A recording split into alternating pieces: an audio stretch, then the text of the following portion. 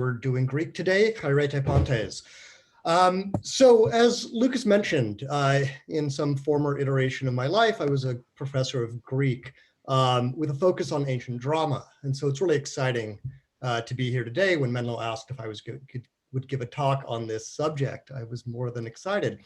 And so what I thought would be useful, maybe not the most exciting thing, but at least the most useful thing for high school students would be to get a better understanding of what Greek drama looked like and may have felt like, so that when you read, or maybe some of you have already read, a Greek tragedy, you'll get a better sense of exactly what you're supposed to be looking at, how you're supposed to imagine the play itself. I have an eye on the chat, so feel free to put in questions while I'm talking. If you feel like I'm ignoring you, I probably am. And I'll come back to those at the end, but don't feel shy about putting things in as I go. All right. Make sure we know where we are and what we're thinking about. So for most of us, when we think about theater, we probably imagine something like this, right? A raised stage, curtains, audience set back, dark inside environment, the lights will go down and curtains will rise and we'll be able to see a production, right? Here's some nice theater with some big curtains. And maybe after the show, everyone gets to stand up and applaud. Now, Greek theater is a little bit different from this environment, and we'll look at that. Before we do, I want to make sure we actually know where we're talking about. So here's a map of the Mediterranean. We're going to keep zooming in. All right, so this is Greece that I have circled. Greece blown up a little bit. And in particular, we're going to be looking at Athens, which is down here. You see my cursor. This is what Athens looks like from above nowadays, sprawling metropolis. And this is what you're probably familiar with. Here's the Acropolis, modern day.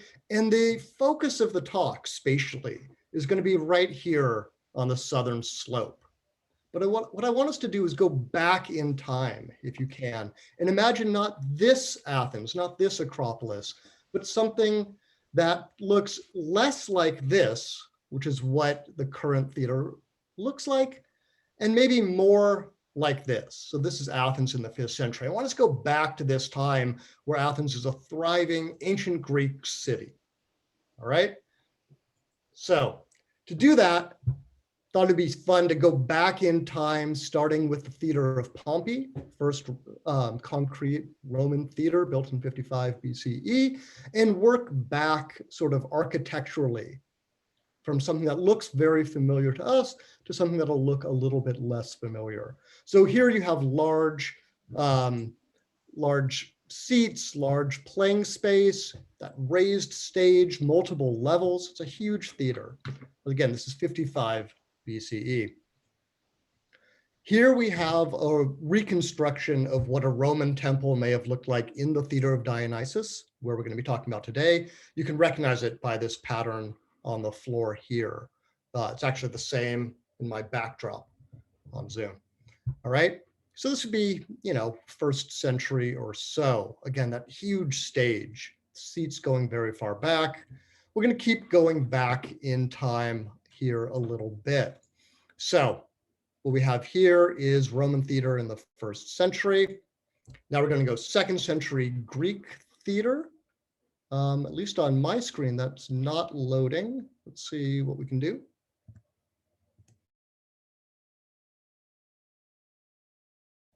You notice the stage is getting a little bit lower. Theater of Lycurgus, 4th century, so 330 BCE, bit lower again. This is probably what you're used to seeing that image look like. So small stage, seats going all the way back to the outcropping rocks of the Acropolis. This again is not the theater we want to try and imagine. When we actually get back to the 5th century, we're imagining a much smaller kind of playing space, something that might look a little bit like this, right? You notice there's no stage building here. It's an empty space. The theater would have been wood, and look maybe a little bit something like this, right? So a temporary structure. If everyone doesn't mind muting themselves. Thank you. So temporary wood structure, if you look at the seats, those are also wood. The original theater had wood benches. Eventually that was made into stone. This is still not the theater that I want you to think of, even though it's going to resemble what you look at in most of your books, something you read in high school, certainly things you'll read in college. But I don't want you to imagine this as the theater. When we look around, well, Greece, really, but the whole Attic Peninsula, at theaters in the 5th century, we find something very striking. We don't have that circular orchestra, that circular playing space that you're used to thinking about. Let me go back one so you can see that. So there's space in here, that circle. If you look at any map of the Greek theater in most books, you'll see a circle. What we see when we go to Thorikos, for example, one of the demes, we have this rectangle. You can see a plan of Thorikos here with this rectangular or rectilinear environment, right? So not a circle at all. Same is true of Euanemon, another deme, another rectangle. So in fact, the theater of 5th century Athens, the theater in which Aeschylus, Sophocles, Euripides, Aristophanes, all these guys put on their plays, that theater probably looks something much more like this.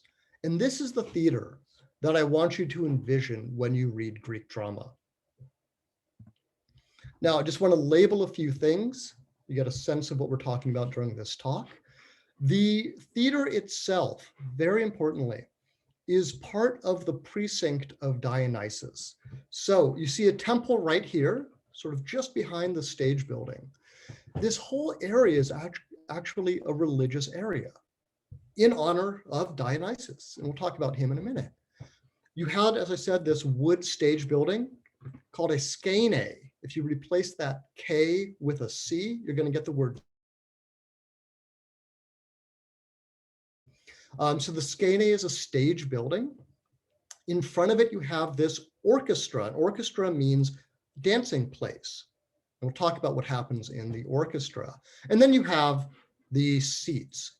Now, again, most books are going to talk about the theater holding 30,000 people, the full citizenry of Athens. In reality, most people now think that the theater could hold about 10,000. You'll see some saying 3,500, some saying 15,000, but most are going to put it around 10,000. What that means is not every citizen, and again, these are Greek male citizens, only men.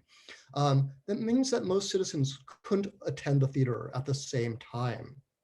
So it makes us sort of question some of the things we read in Herodotus and Plato and things like that. Now, moving forward, there's a few other details of the theater. So some of these images are not going to use that rectangular model because they're just older, but there's a few features that I want you to know about as well. One of the things, and you know this from the phrase Deus ex machina, the god from the crane or the god from the machine, was there was this, well, crane located behind the stage building that could lift people up and move them around. It often was used to locate a god onto the top of the building, and then they could declare things finished or round up a play. And this is where we get the phrase Deus ex machina, which in literature is when some sort of powerful force offers a conclusion to a seemingly hopeless situation. And this comes out of Greek, from when gods would appear elevated onto the stage building by the use of this crane. One of the other interesting things that the stage building had is this thing right here. If you notice it in the middle of these doors, something called the Ekuklema, the roll it out device. In Greek tragedy, everything happens outdoors. And what happens is mostly a lot of talking. There's no killing that happens on stage. There's no fighting. Everything's going to happen inside and out of sight.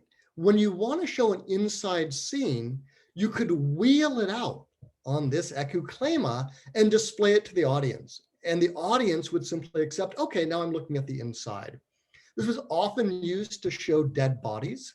As I said, no one dies on stage. There's one possible exception. But most of the time people die inside, and then we wheel them out and we get a look at their corpses.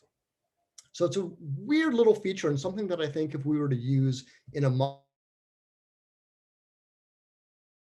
just so outside of the way that we think of theater.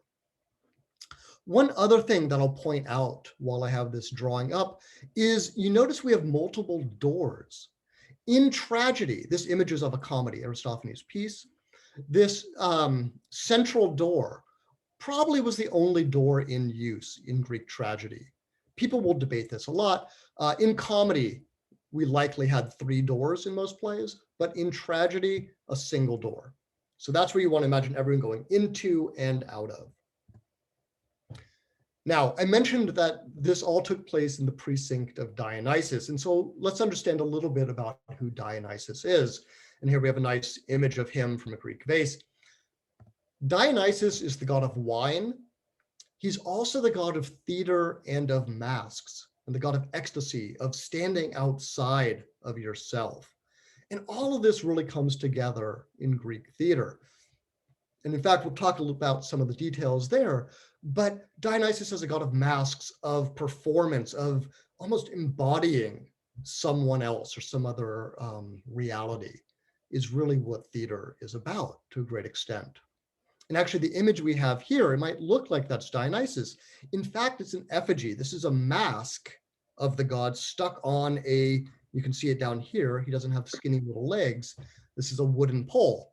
And so this is a celebration of Dionysus, and sort of he gets to wear a mask and then take on the qualities of the god.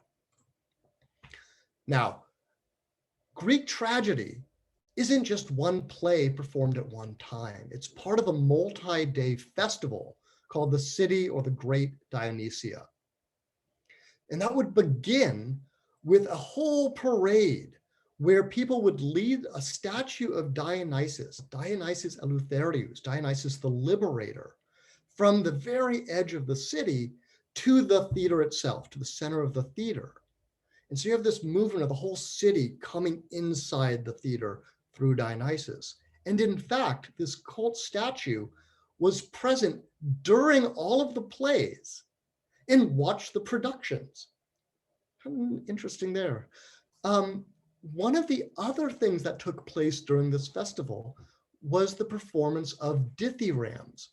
Now, Athens was divided into 10 tribes, so groups of citizens, and each tribe would put on this chorus, and a chorus is a group of people who sing and dance at the same time. And there would be 10 performances of men doing this and 10 performances of boys doing it. And these dithyrambs are in honor of Dionysus, and they're circular choruses. And so it's 50 people all at once, so 100. And this was actually the most important event at this festival. It was much more important than the tragedies or the comedies, even though so little of that survives. Now, after the dithyrambs, the next day, we'd begin 3 days of tragic performances. And tragedies don't exist on their own. Every single tragedy actually was part of 4 plays, all performed together. There were 3 tragedies. Sometimes they could be related, and other times they would just be different plays all put together. And it's difficult to tell what that relationship is because we don't have a lot of tragedies that survive. We do have one complete trilogy, and that does all cohere, that does all go together. At the end of each set of 3 tragedies, each trilogy, there would be what's called a Seder play. And I'll talk about that in a minute, but this is another kind of drama very similar to tragedy, but the chorus is dressed up as satyrs. I'll show you images of that in a moment. And then after these 3 days of tragedies, there would be a day where 5 comedies were performed, 1 comedy per playwright. So what exactly is tragedy? Well, it comes from the Greek tragoidia, which is a compound word from tragos, which is a he-goat, a billy goat, and oidia, meaning song. So tragedy means goat song. We're not quite sure what to do with that. It's likely that the prize for tragedies, when they were first introduced as a genre, was a goat, but we're not exactly sure. There have been different theories, but that seems to be the best one at the moment. All right, so a Greek tragedy is a play. The plot is usually based on mythology, so stories from the Trojan War in particular are quite common. But there were a couple times when tragedians used events from history, and they weren't always liked. Tragedies don't have to end badly. Our idea of a tragedy, and I just point you to the nota bene down below, our idea of tragedy ending badly or something being tragic, that's really Shakespearean in the way we think of that word out of Shakespeare. The Greek tragedy doesn't have to end badly at all. A lot of them have happy endings, homecomings, reunions. It's just not all death and crying, even if that might be what happens in the most popular tragedies. All right. Now, I mentioned Seder plays. This is that fourth play that comes at the end of the trilogy. And in the Seder play, you have the chorus, the singers and the dancers, dressed up as here. They're holding these Seder masks. That's the mask they're going to put on. And you have a guy over here who's already put it on. He's become the Seder. We'll see some other images. You can also see, just to set you up for something in a moment, you can see another actor in this play and the outfit he has on. Very elaborate costume. And we'll look at those in a minute. Just also want to call your attention to these figures over here. Anyone know who they are? We're talking about Greek tragedy. Throw this into the chat if you have a guess who this god and his wife are.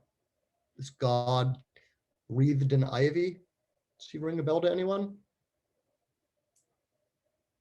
Yeah, excellent. Lisa Avery, thank you. That's Dionysus and his wife Ariadne. Yeah, very good. Okay, so as I said, Seder plays are the fourth play of a tragic tetralogy. Satyrs are horse-human hybrids. People often think of them as goats. That's sort of mixing it up with Pan, and they're represented that way sort of in modern art or modern movies. But satyrs are horse and human. If you've seen Disney's Hercules and you remember Philoctetes, Phil, that's just wrong, but that's okay. We can talk about that later. All right, and satyr plays offered a type of escape from the worlds of tragedies. And so, for example, we have one complete trilogy called the Orestes by Aeschylus, one of the great tragedians. And in that trilogy, it begins with Agamemnon, the Greek leader of the Trojan War, coming home, getting killed by his wife. And then in the next play, his son Orestes has to get revenge on his wife and her new lover, Aegisthus. And so he kills them.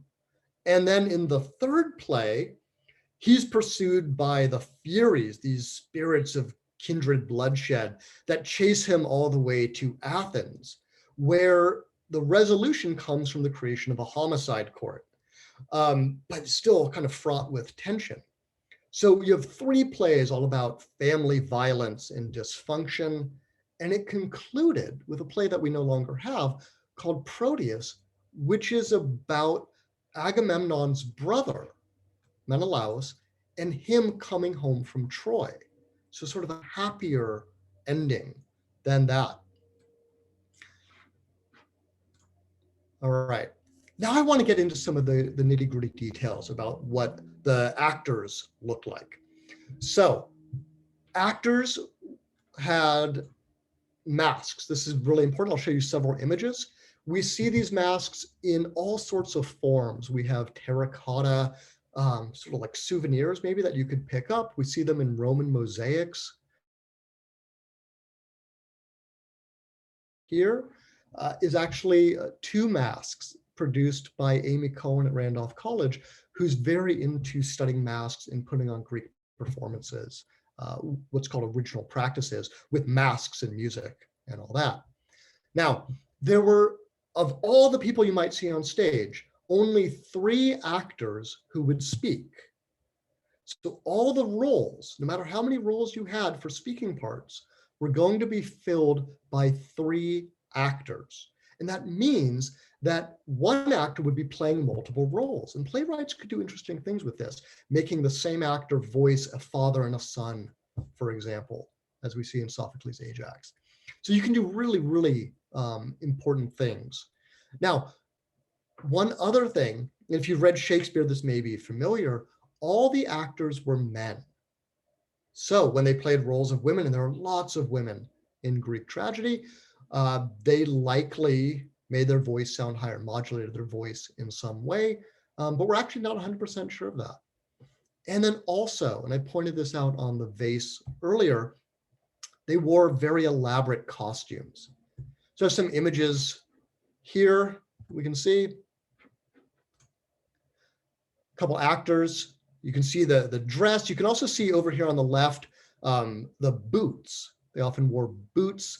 Again, the masks, the elaborate costumes you can see over here on the right. This is from Herculaneum. It's a relief 1st century BCE, maybe as late as the 1st century CE, where a poet, possibly Menander, a Greek poet, is contemplating some masks. Here we see a mosaic from Hadrian's villa, so Roman, but again, masks as well. Now, I know my talk is on tragedy, but I did mention comedy, and I want you to see, at least quickly, how comedy looked different. So the actors wore fat suits, and I have several images where you can see the fat suits a little bit better. They had really ugly, grotesque masks, really caricatures of these figures, but realistic enough where you could recognize people. Socrates, for example, was a character in Greek comedy. And there's a story of a foreigner in the audience asking, who's that guy? And Socrates in the audience standing up so that people could recognize it's him. So the masks were realistic enough that you could recognize them, but also still very much a caricature. And they also had phalluses, which is a part of the costume. Now, here's just a couple more images of Greek comedy. Again, you can see the grotesque masks and the fat suits from tragedy. And here, the guy on the left, you can see the paunch here, the padded costume. Okay, Greek tragedy is also musical theater. So I've mentioned the chorus a couple times, and I mentioned the orchestra, the dancing place. The chorus was a group of most likely adult men, 12 in the time of Aeschylus, and then expanded to 15 during Sophocles. And so we have 15 people singing and dancing in the orchestra. And that chorus would have, anywhere from 3 to 5 songs that they would play or sing. And they would also be present on stage the whole time. And the chorus was really, really important. And to give you a sense of that, members could be exempt from military service so that they could train to be in these plays. So it gives you also a sense of the physicality of it, the training involved, but really the social importance of the chorus in Greek life. It's equally important to military service. All of the songs that the chorus would sing were accompanied by the aulos. And an aulos, 2 images here, is a double-reeded flute or pipe, really. Here you have a modern reconstruction on the right, and on the left you can see when you play, your cheeks are going to puff up. And the Greeks actually invented something to help with that called a Forbea. It's a leather strap that would keep your cheeks from getting fatigued. Here we have a vase here, and then a Roman relief on the left showing that. So, and I'm concluding, so don't worry.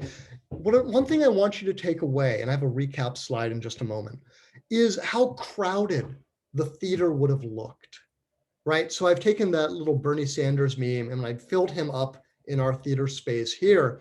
So you can see, even though we might just have 3 actors, it's actually quite a crowded space. You're going to have 15 chorus members. maybe in a row, maybe in 3 rows of 5. You're going to have 3 actors. You're going to have the aulos player. And I didn't include here, but you're certainly going to have what we call silent supernumeraries, the spear carriers, the extras who don't do anything. And you might have many, many of those. So Greek theater is a very dynamic, very crowded, very interesting space. And another thing that I think you're probably already noticing when you look at this is, given that it's performed in the open air, not that dark auditorium with which we began, part of the experience of watching a Greek tragedy or a Seder play or a comedy is being able to see everybody else around you. So just in conclusion, things that I would like you to remember from this that, again, I think will help you in your reading of Greek tragedy, junior, senior year of high school, early college. The theater is a rectangular space, open air. It's part of a festival for Dionysus. All the roles, speaking parts, were played by 3 actors. Chorus members sang and danced to the accompaniment of the aulos, that double reeded pipe. Everyone wore very elaborate costumes and these masks that could project voices great distances. And also that no tragedy stood alone, but it was part of a tetralogy, 3 tragedies and a Seder play. So I have other things that I can show you talking about the individual playwrights, but I'm going to stop there and open this up for questions. And here you can type into the chat or feel free just to call it out, because we have a Zoom room so I can see and hear all of you. I had a quick question about the beetle in one of the diagrams. Yeah. Just like, what is the story behind that? So that was, so I'm just going back to it. That was from Aristophanes' piece, which is a comedy, where they get a dung beetle and they fly up to Olympus. Greek comedies can be pretty weird. So that's just an artist's representation. It's a really interesting play. Actually really like Greek comedy. Let's see, I have a couple questions in the chat that I'll read. Raul was asking, how did it come from a goat? We think the goat for Tragos and Oidea, the Tragos part, was a prize given to the winner. That's the best guess. Also, let's see, Ms. Sell, would the aulos be more familiar to the modern flute, air and slip structure, or a clarinet? It'd be actually much more like an oboe as a double reed, or clarinet in your 2 examples. Yeah, it's a great question. I didn't want to include sound clips. I thought that would just get a little too messy. But if you simply go into YouTube and search aulos or aulos performance, you'll be able to see various modern attempts at reconstructing the sound, including by, and this was mentioned in Bettina Joy de Guzman's talk earlier today, Armand Dangour. You'll see some great clips with him as well, and him talking about the aulos. Stefan Hegel is also another person to look for with the aulos.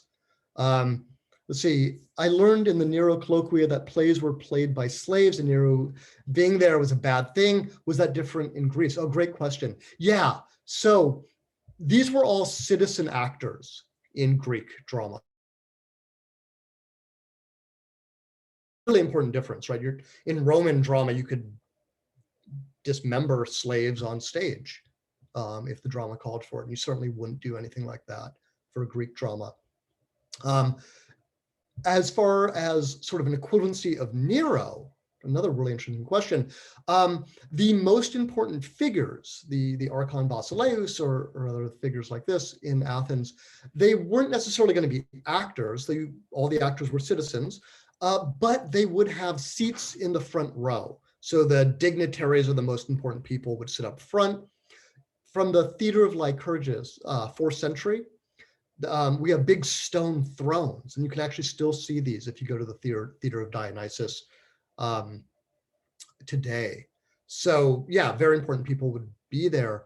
Also along those lines, to add a political dimension to Greek theater, at the start, in addition to the procession of leading Dionysus in and the bull sacrifices that would follow, when Athens was an empire, all of the tribute states would bring in the money they owed to Athens and show this paying of tribute.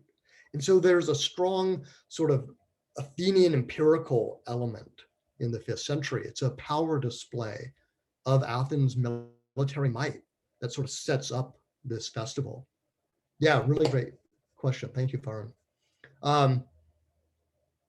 Hunter's asking, what was your road to becoming so interested? A series of wrong turns. When I went to college, I had no intention of ever learning a foreign language after my experience with high school Spanish, and ended up taking Greek because I decided I wanted to do Greek history. And honestly, 2 weeks into the language, we all study languages here, right? So the dative case changed my life, never looked back. I fell in love with the precision of Greek, taught myself Latin the next year so I could sort of catch up real quick. Fast forward then to, I guess, graduate school, and the interest I developed as an undergrad in performance really grew in graduate school. So I very much love modern performance. I love ancient performance. My own scholarly interest is in a much more linguistic level, and applying that to how we can understand the social elements of drama. So it involves different theories there. But there's so much that one can get out of Greek tragedy or comedy. I think there's something there for everyone. Yeah, thank you.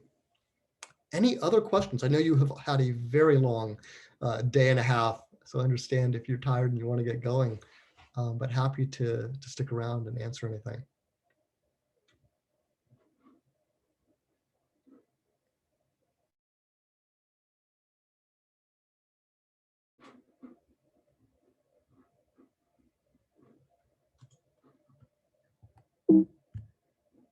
All right, well, I don't know if I have the power to dismiss us early, but I'm happy to.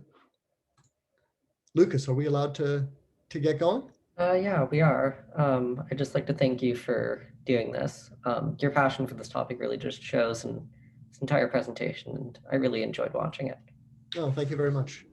Yeah, thank you all for coming. I really appreciate it. Walete. Thank you. Thank you, Wale. Thank you. Wale. Thank you. Bye.